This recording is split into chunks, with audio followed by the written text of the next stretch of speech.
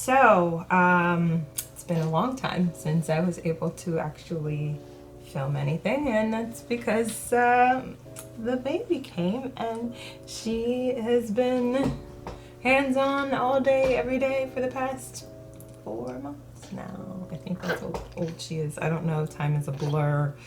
I don't even know what day it is anymore. Yeah, I wanted to do this a really long time ago and kind of give the story of my labor and delivery. No, I don't have footage of the actual birth. I wasn't going to, I wasn't planning on it. I'm not one to be quite friendly when I'm in pain. If there was a camera in my face, whoever was holding it, help their soul. That was just a no for me, but it was a very eventful time. There was a lot of things I have learned along the way that I wish I had known way before. There are things that don't tell you at all what's gonna happen, how it's gonna, be. The fantasy of pregnancy that you see on TV and all that stuff is a lie. It's a lie. I'll try and move quickly because she's eating right now, but it'll be her bedtime very soon, so I don't know if she's gonna give me some sass. So it hasn't been too long after I made the what's in my hospital bag video. I had issues with my blood pressure for the last 3 weeks or so. They haven't really told me every time they took my blood pressure, but I had to do it more than once and put 2 and 2 together. There's things they're looking for, but they didn't really tell me. I guess that was something they kept an eye out for. The last visit was a Tuesday. My blood pressure had become an alarming issue. And so what they told me to do was to basically purchase one of those home monitors so I can keep track of my blood pressure and let them know, because if it was too high, then, I wouldn't be able to continue with the birthing center that I had planned and I'd have to go to the hospital. So they said basically, as long as it's not 140/90, I think that was what it was, I'm okay, but just to kind of keep track. I was experiencing, I guess, Braxton Hicks contractions. I don't know. I couldn't really tell the difference, and that was the frustrating part. But they said when you're having contractions, you'll know. And so she could tell when I was having the, Braxton Hicks, because I guess my stomach got really, really hard, but I wasn't really feeling much of anything. So she just said, kind of keep an eye out. She answered all of my questions of what it kind of looks like when your water breaks and all that stuff, so I know and when to come in. Their rule is 5-1-1, so you have to have a contraction 5 minutes apart for 1 full minute for 1 full hour, and that's when I'm entering labor. So that's kind of what me and my husband were rolling off of. That whole week I was staying with my in-laws because they live close to where my husband worked and he didn't want me far away. It was coming real close to her due date and he didn't want me going to labor and then having to wait an hour for him to get to me and save complications, and so I wouldn't be by myself. We'll skip to Friday morning. I had gotten a phone call from my mother's job. They told me that she was in a car accident. They didn't really know what was going on. They didn't know where they were sending her, and that stressed me out beyond belief. But I had to keep my cool, keep my calm, because I didn't want to go into early labor from stress. And I wanted it to be when it should be. Oh, you're finished.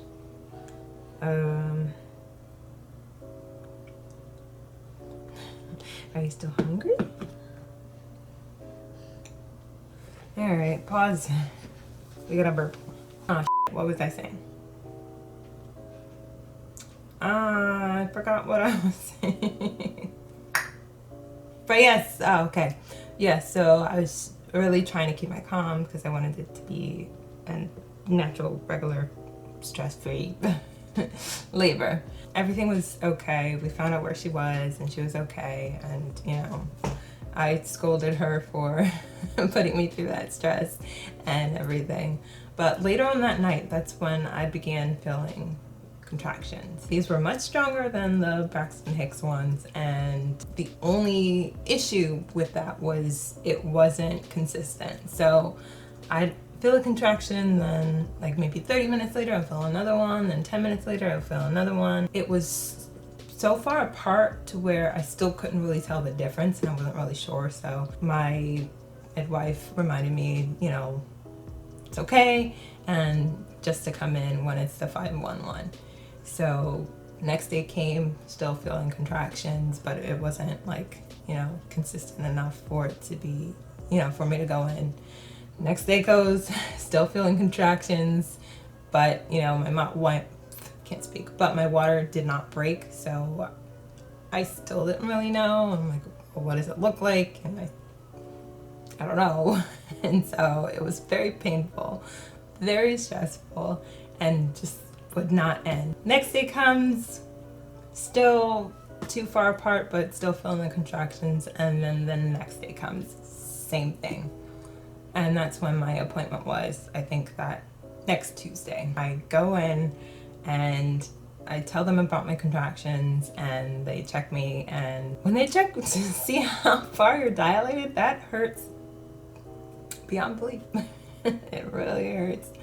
But I was only like 1 centimeter dilated. Water still didn't break. Still wasn't, you know, much of anything. I told them about my blood pressure was, you know, still okay. And she still said, look out for it. Just come in immediately if it's 140/90. I'm like, all right. So now I'm feeling my contractions more frequently. My husband put an app on my phone that I can track it. So then I'll be able to, you know how long it lasts and how often it is. And they were happening more, but still not the 511. So then we get home. I'm miserable. I'm exhausted. I'm tired. This is literally, you know, 5 days. What is it? Friday, Saturday, Sunday, Monday, Tuesday. Yeah.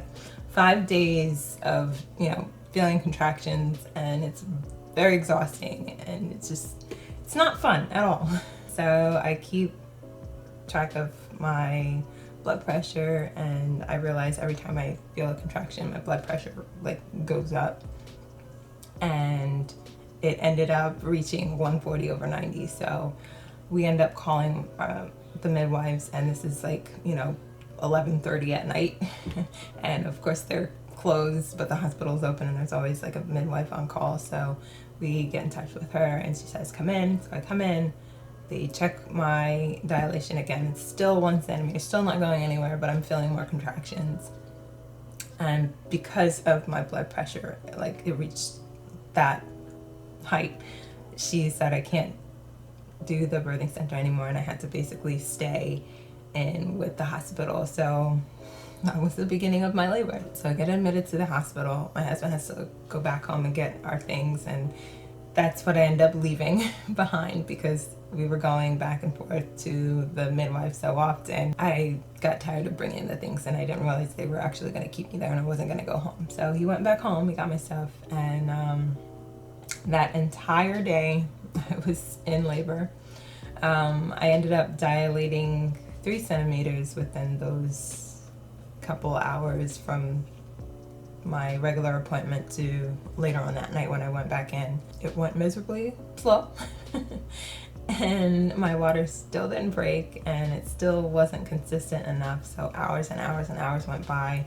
My midwives ended up switching, and they offered me Pitocin, I think that's what it's called, to, you know, kickstart the labor to make it more consistent. The baby, she was ready to come out, but my body itself wasn't open enough for it to, you know, come out. I was still trying to wait it out before I took any medication or anything, because of course I wanted it to keep, you know, to be as natural as I possibly could, because that was the plan in the first place. My contractions, they were so intense, and the problem with that was because I was having contractions for 5 days straight, my body was exhausted, it was tired, and I just couldn't do it. And those breathing exercises work if you can actually inhale enough to do the like hee-hee-hoo and the rhythmic breathing.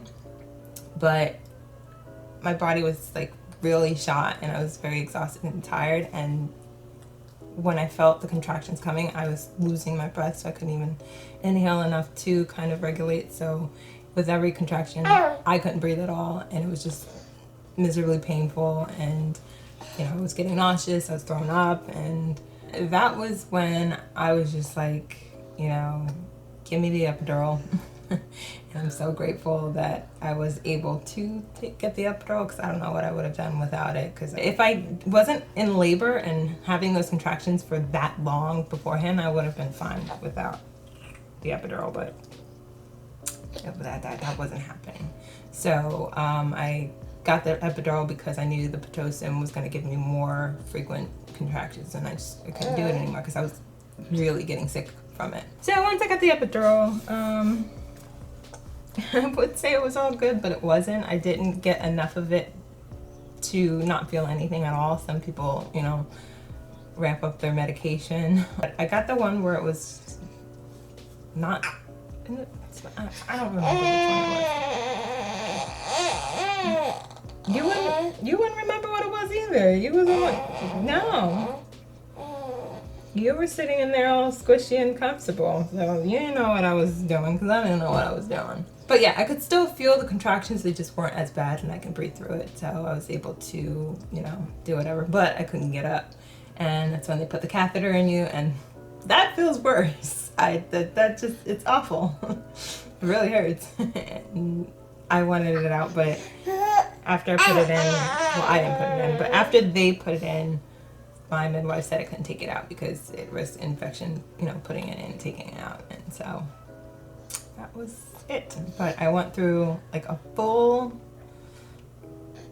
26 hours of, you know, being in there and active labor. I think I pushed her for about 40 minutes. I don't know. But by the time she was ready to come out, I was dead tired. All I wanted to do was sleep, and I didn't get any sleep for like that past week.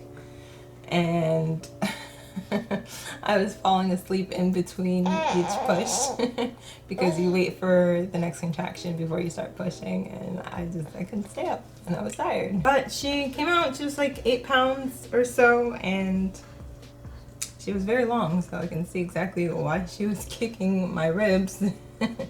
And so frustrated of being in my stomach because she was a lot bigger than what my stomach could provide space for. So yeah, we stayed there that night and another night, and that was the end of the sleep. It was very, very annoying because the doctors came in like every hour. It's just every single hour, regardless of whether I finally got her to sleep and I can sleep and whatever, but nobody got any sleep or rest, and then it just was like that till still. But the aftercare is really what took me for a whirl of, you know, everything that happened. I think I'm gonna do a separate video on that of aftercare once you give birth, because I ended up getting stitches because there was tearing, and I don't tell you about that either. So I'm going to head out now because it's the little one's nap time and she's getting a little fussy, so I'm going to put her to sleep now. So now I have to play her music that I'm sick of listening to every 5 seconds. But turns out she actually likes 90s music, so that was a break from the ABCs and the shapes and the colors. So next video I will probably, I don't even know what order of what, but I will definitely make an aftercare post-pregnancy video and tell you what I know and give you the tips of what's worked for me. But it's really great having her, and I'm very grateful and happy, and yeah.